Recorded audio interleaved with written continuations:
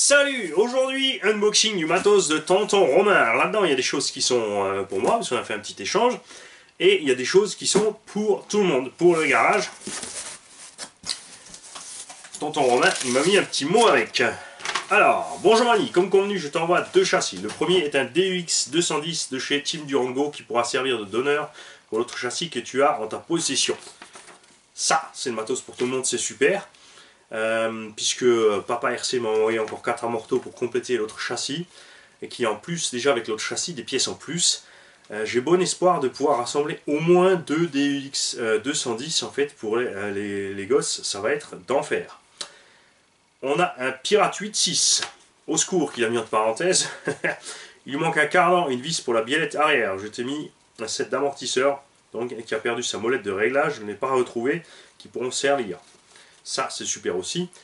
Pirate 8.6, on va enfin pouvoir voir comment il est fait, puisque ouais, à un moment TZM faisait du bon matos, il y avait du matos au bas. Après ça commence à se dégrader et je n'ai jamais eu le 8.6 en main. Déjà, enfin, ce que j'ai vu sur les RTR déjà, c'était un moteur que en diamètre 36, enfin 2-3 bizarreries pour un 8ème, enfin vraiment du truc downgradé. À voir après si la qualité du matos ça y est encore sur cette machine ou si c'est un 10ème rallongé ou autre. Voilà, d'après les photos on voit pas trop. Donc c'est super sympa de pouvoir avoir enfin un de ces 8.6 en main pour pouvoir savoir ce que c'est. Tu trouveras également de l'électronique, un moteur Orion 10 tours 5 pour un 10ème, deux varios de 60 ampères pour un 10, ça c'est génial, puisqu'il y en a un qui va sur la machine qui revient chez toi, un moteur, un variateur et un cerveau pour un 14ème, et enfin un sachet de bonbons pour le grand gourmand que tu es, surtout ne change rien Romain. Merci Romain, non les gars vous en faites pas, je vais pas changer. Con un jour, con toujours. Les roues pour le petit DUX 210 qui ont bien servi. Ça, ce sont des roues avant, donc les roues arrière. C'est des mini pouettes-pouettes. Attends, je vais poser tout ça à côté. Je vais approcher ça. On va mettre tout ça par là. Attention, rien flingué. Alors, nous avons les amortos. Des amortos de 1/8 en 17 mm. Marque, tiens, on dirait fortement des amortos Obitech. Si tu pouvais nous confirmer, tonton Romain, ce que c'est. Ils sont bien méchants, bon, les arrières, même les avant sont pas trop courts, hein, donc ça pas du... C'est plus truggy que buggy, ils ont l'air vraiment balèzes. Effectivement, ici, il manque la petite bague, la petite molette. Je pense que ça devrait se retrouver sans souci, on va voir ce qui traîne chez moi aussi.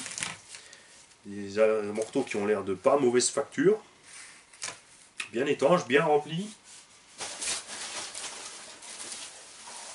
Un sachet pour un grand gourmand. Alors, tiens. Sors de là, je t'ai vu.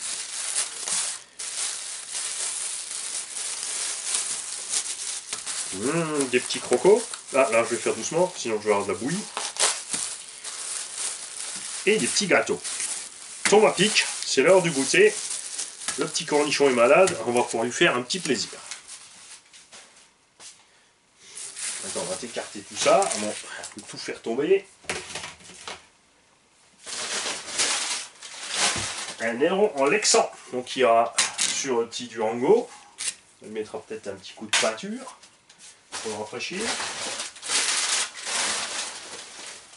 Le petit Durango.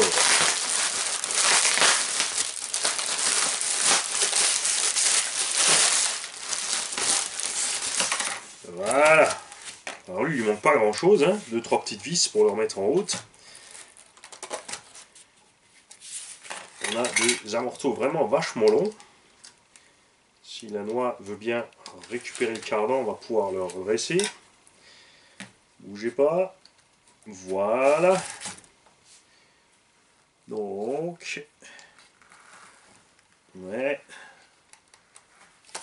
Il manque une biellette là. Ah, vous avez là la petite biellette, voilà. Alors, nous avons ici donc un deuxième Durango qui est aussi, il est à nettoyer, mais franchement, niveau usure, pas grand chose, hein. Quelques petites traces de frottement, les cardans ne sont pas abîmés, il n'y a pas de traces dans les noix, le côté slipper c'est du neuf, tout est propre dans la transmission. Elle tourne bien. Voilà. Il y a de quoi faire. Ça, c'est géant. Franchement, pour du 2 roues motrices 1/10, la construction de ce châssis est vraiment overkill, on ne peut pas dire autrement, comparé à d'autres machines. Parce que le 1/10, c'est pas très lourd, il n'y a vraiment pas... je sais pas, moi en 1/10, perso, je dis qu'il n'y a vraiment pas besoin d'alu, vu le poids ridicule des machines.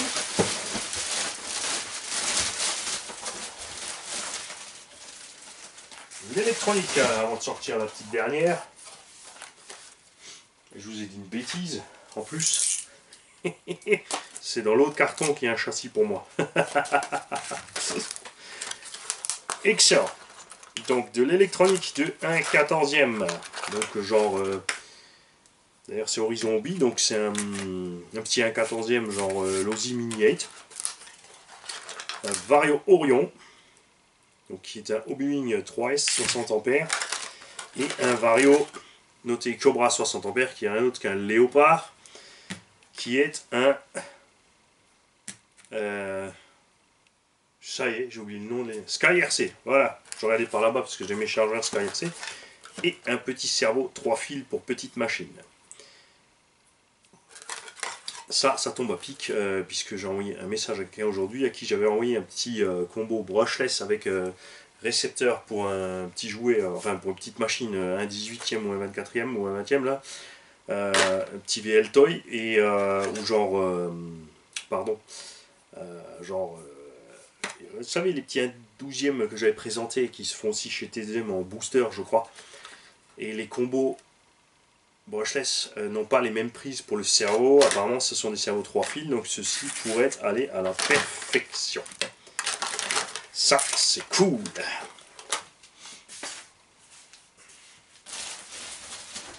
Et enfin, le T2M Pirate 8.6 en poète-poète. Vous en faites pas, il sortira pas d'ici en poète-poète.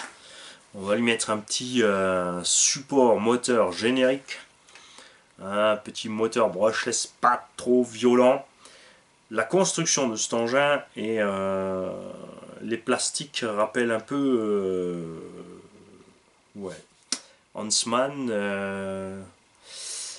et LRP, compagnie, etc. Donc vraiment un engin, ouais, aluminium, c'est sûr, c'est de l'aluminium tendre. Donc je dirais que point de vue gamme, ici on est sous l'entrée de gamme de chez Team C. Point de vue solidité aussi, il y a l'U6061. Mais ouais, il n'y a vraiment pas grand chose dessus, c'est clair.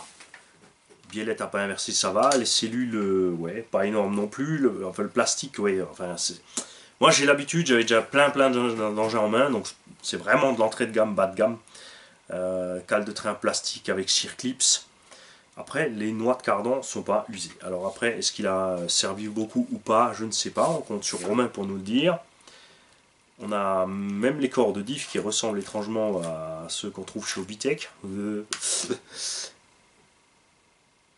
Ouais. Alors ça, pour un petit débutant, avec un moteur pas trop puissant, 3S, maximum 4S, ça doit pas être trop mal. À voir si les diffs tiennent le choc.